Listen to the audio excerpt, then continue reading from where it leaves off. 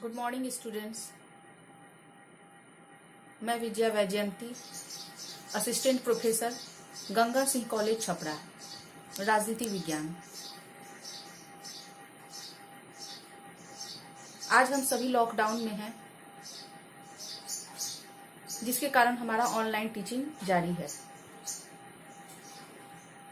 अतः इससे शीघ्र निपटने के लिए आवश्यक है कि हम सोशल डिस्टेंस बनाकर रहें, साफ सफाई का ध्यान रखें और लॉकडाउन का पूरी तरह से पालन करें। आज का मेरा ऑनलाइन टॉपिक है सुप्रीम कोर्ट। यह स्नातक प्रतिष्ठा द्वितीय वर्ष के सिलेबस के अनुरूप है।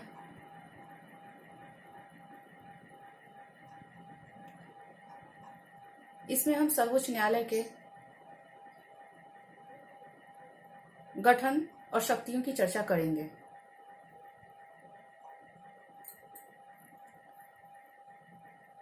भारत में संघात्मक शासन प्रणाली है,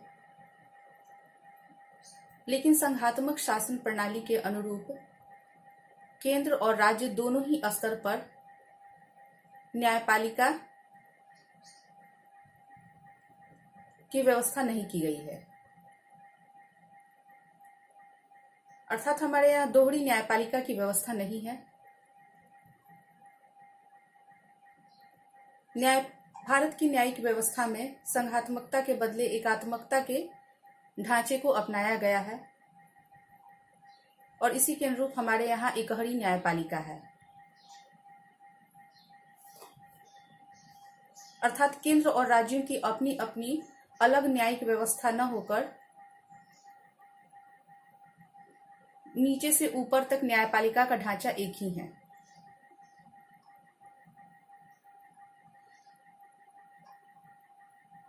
जिसमें सर्वोच्च स्तर पर सर्वोच्च न्यायालय है, जो कि राष्ट्रीय स्तर का है। उससे नीचे विभिन्न राज्यों के उच्च न्यायालय हैं, जो विभिन्न राज्यों में प्रायः उनकी राजधानियों में स्थित हैं। और उच्च न्यायालय के नीचे राज्यों के अधीनस्थ न्यायालय हैं। अधीनस्थ न्यायालयों के समक्ष पेश किए गए मुकदमे में जो निर्णय दिए जाते हैं, उनके विरुद्ध उच्च न्यायालय में अपील की जाती है और उच्च न्यायालय के निर्णय के विरुद्ध सर्वोच्च न्यायालय में अपील की जाती है। इस प्रकार हम देखते हैं कि हमारी न्यायिक व्यवस्था के शीर्ष पर सर्वोच्च न्यायपालिका या उच्चतम न्यायपालिका स्थित है।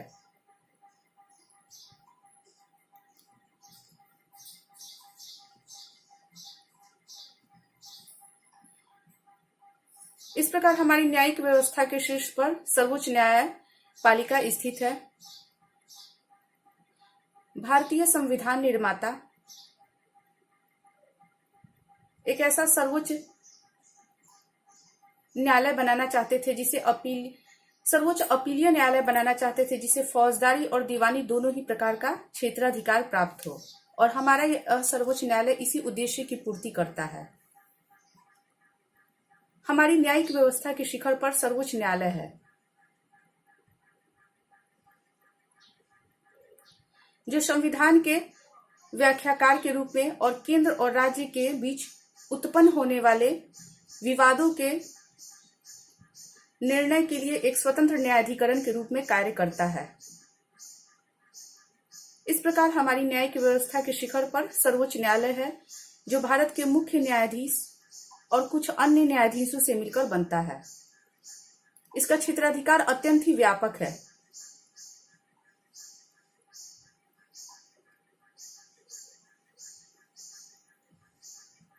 इसके संगठन को अब हम देखते हैं। दिल्ली स्थित सर्वोच्च न्यायालय भारतीय न्यायिक व्यवस्था के शीर्ष पर स्थित है।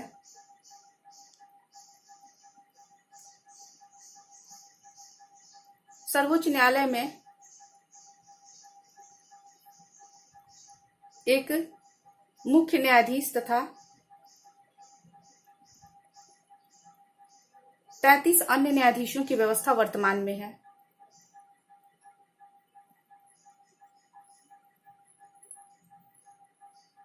सर्वोच्च न्यायालय के न्यायाधीश जो है उनकी नियुक्ति राष्ट्रपति के द्वारा की जाती है।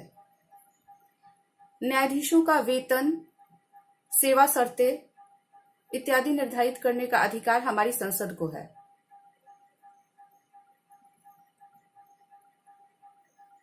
संविधान के अनुच्छेद 124 में कहा गया है कि राष्ट्रपति सर्वोच्च न्यायालय के मुख्य न्यायाधीश तथा अन्य न्यायाधीशों की नियुक्ति से पहले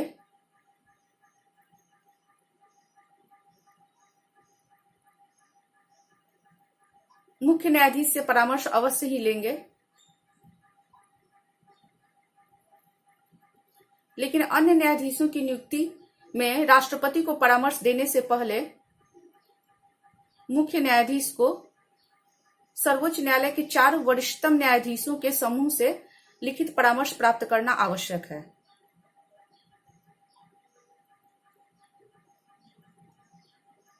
तभी सर्वोच्च न्यायालय के मुख्य न्यायाधीश राष्ट्रपति को अन्य न्यायाधीशों की नियुक्ति के संबंध में सिफारिश कर सकते हैं। यदि सर्वोच्च न्यायालय के मुख्य न्यायाधीश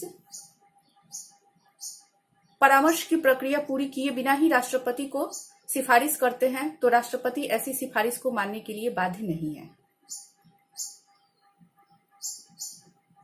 सर्वोच्च न्यायालय की संविधान पीठ ने अपने सर्वसम्मत निर्णय में यह कहा है कि वरिष्ठतम न्यायाधीशों के समूह का निर्णय एकमत और लिखित रूप से मुख्य न्यायाधीश के निर्णय से मिलना चाहिए, तभी वह राष्ट्रपति को नियुक्ति के संबंध में सिफारिश करेंगे।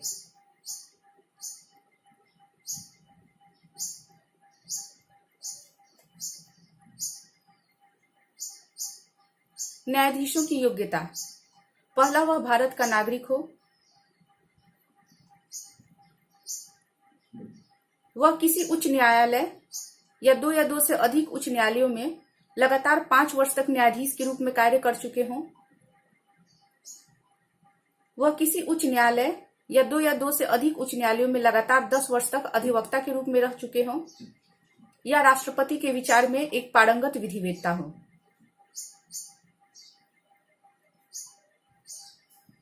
वर्तमान में जस्टिस शरद अरविंद बोबटे हमारे मुख्य न्यायाधीश हैं।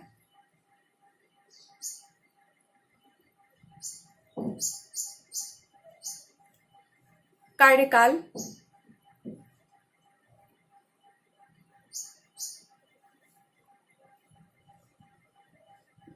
सर्वोच्च न्यायालय के न्यायाधीश का कार्यकाल 65 वर्ष है। 65 वर्ष के पहले वह स्वयं भी त्यागपत्र दे सकते हैं।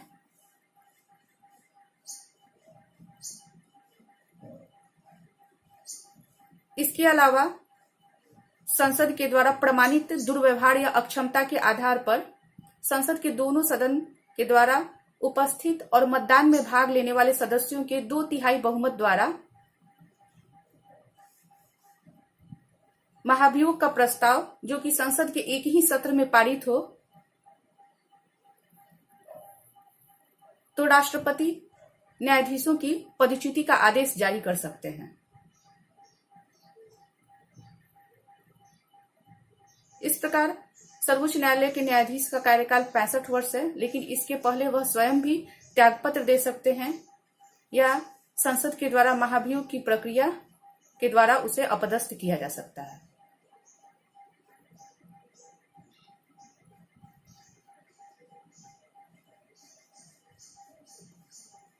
सर्वोच्च न्यायालय के मुख्य न्यायाधीश तथा अन्य न्यायाधीशों को राष्ट्रपति उनके पद की शपथ दिलाते हैं।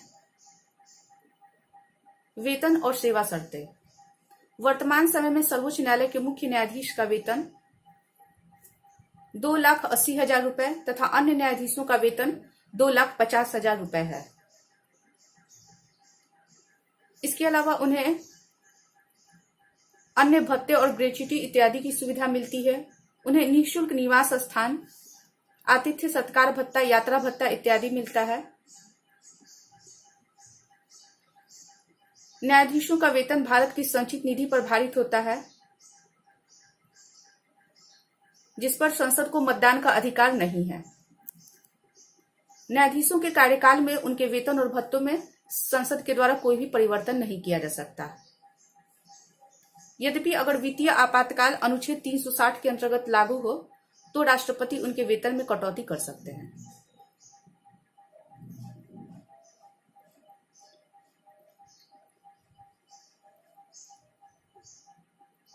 विशेषाधिकार। न्यायाधीशों को अपने सभी कार्यों और निर्णयों के लिए आलोचना से मुक्ति प्रदान की गई है, लेकिन न्यायाधीश के किसी कार्य की शैक्षणिक दृष्टि से आलोचना की जा सकती है। संसद के द्वारा भी महाभियोग के प्रस्ताव पर विचार करने के अलावा अन्य किसी भी प्रकार से न्यायाधीश के आचरण पर विचार नहीं किया जा सकता। इसके अतिरिक्त न्यायालय को भी यह अधिकार है कि वह अपना सम्मान बनाए रखने और शत्रुतापूर्ण आचरण से अपनी रक्षा करने के लिए किसी तथाकथित अपराधी के विरुद्ध न्यायालय अवमान की कार्यवाही कर सकता है। न्यायालय अवमान की कार्यवाही न केवल गरिमा की रक्षा करने के लिए बल्कि ऐसे कार्य के लिए भी किया जाता है जिससे इसकी निष्पक्ष निर्णय की शक्ति पर प्रतिकूल प्रभाव पड़ने की आशंका हो।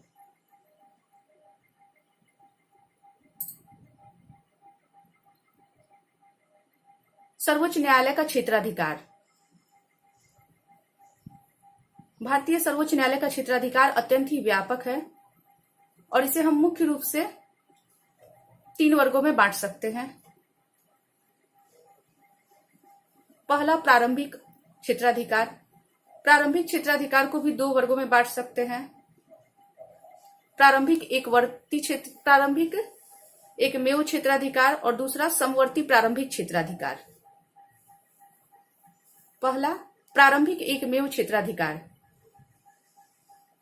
सर्वोच्च न्यायालय के इस प्रारंभिक क्षेत्राधिकार में केंद्र और राज्यों के बीच उत्पन्न विवाद लाए जाते हैं, अर्थात इस प्रकार के विवाद केवल सर्वोच्च न्यायालय में ही प्रारंभ किए जा सकते हैं।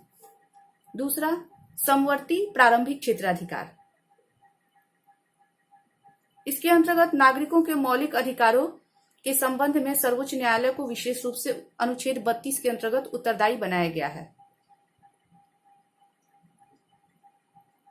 अर्थात नागरिक अपने मौलिक अधिकारों का हनन होने पर अनुच्छेद 32 के अंतर्गत सीधे सर्वोच्च न्यायालय की शरण ले सकते हैं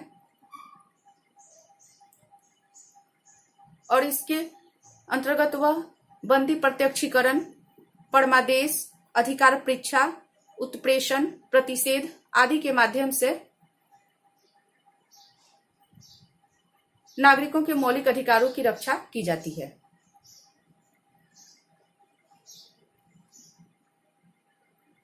दूसरा, अपीलीय क्षेत्राधिकार। सर्वोच्च न्यायालय को भारत राज्य क्षेत्र के समस्त उच्च न्यायालयों के निर्णयों के विरुद्ध अपील सुनने का अधिकार प्राप्त है।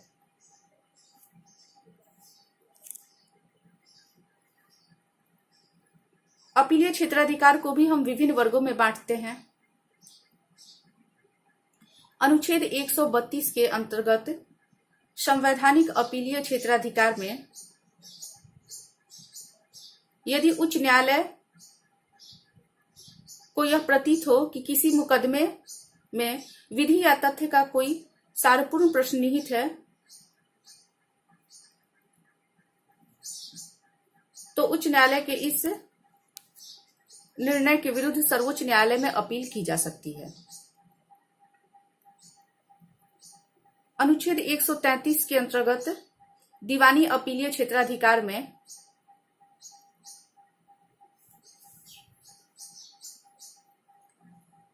यदि उच्च न्यायालय को यह प्रतीत होता है कि किसी अभियोग या मुकदमे में विधि या तथ्य का सारपूर्ण प्रश्न निहित है तो उसके विरुद्ध भी सर्वोच्च न्यायालय में अपील की जा सकती है। अनुच्छेद 134 के अंतर्गत अर्थात फौजदारी अपीलीय क्षेत्राधिकार के अंतर्गत यदि उच्च न्यायालय ने किसी व्यक्ति को जिसे निम्न न्यायालय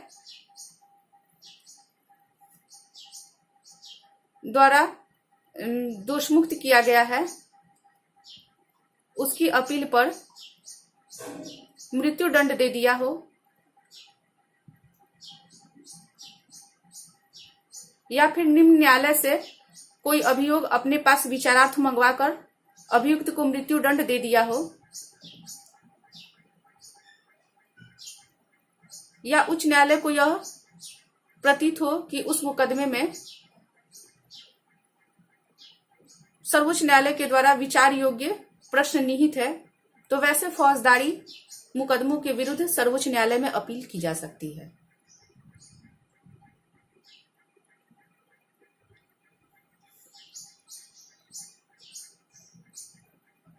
तीसरा, परामर्शीय क्षेत्राधिकार। संविधान के अनुच्छेद 143 के अंतर्गत यदि राष्ट्रपति को यह प्रतीत हो कि विधि या तथ्य का कोई ऐसा सारपूर्ण प्रश्न सामने आ गया है जो कि सार्वजनिक महत्व का है, तो वह उसके लिए सर्वोच्च न्यायालय से परामर्श मांग सकते हैं। इसके लिए सर्वोच्च न्यायालय के कम से कम 5 न्यायाधीशों की पीठ के द्वारा परामर्श देना आवश्यक है।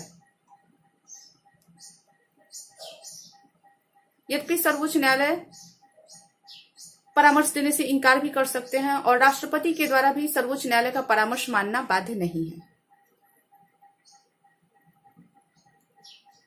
अभिलेख न्यायालय। इसके अलावा सर्वोच्च न्यायालय को अनुच्छेद 129 के अंतर्गत अभिलेख न्यायालय का भी स्थान प्राप्त है। इसके 2 अर्थ हैं। पहला, इसके अभिलेख अर्थात निर्णयों को सभी जगह साक्ष्य के रूप में स्वीकार किया जा सकता है और इसकी प्रामाणिकता के विषय में किसी भी प्रकार का संदेह नहीं किया जा सकता। दूसरा,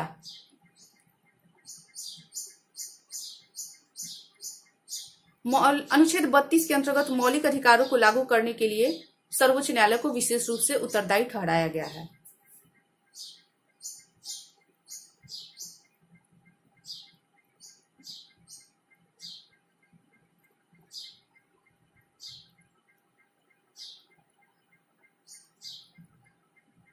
न्यायिक पुनर्विलोकन का अधिकार। इसके साथ ही न्यायिक पुनर्विलोकन का अर्थ है न्यायपालिका द्वारा कार्यपालिका और विधायिका के कार्यों की वैधता की जांच करना।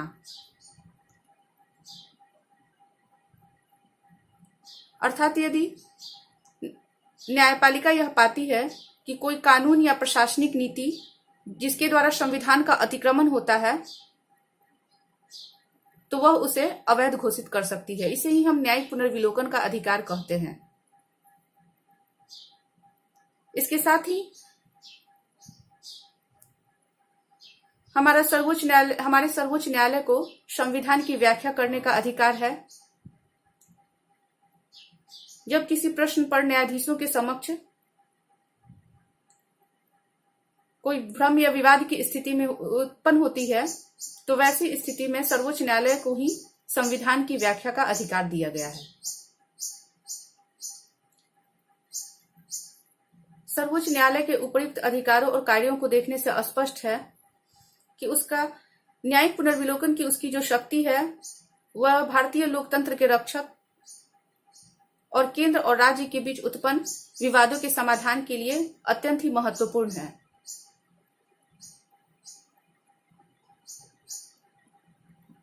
साथ ही यह नागरिकों के अधिकारों की भी रक्षा करती है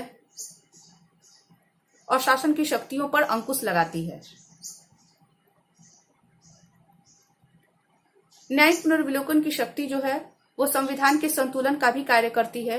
इस प्रकार न्यायिक पुनर्विलोकन की शक्ति के साथ ही भारतीय सर्वोच्च न्यायालय संविधान के संरक्षक व्याख्याता के रूप में अपनी महत्वपूर्ण भूमिका निभाता है। धन्यवाद।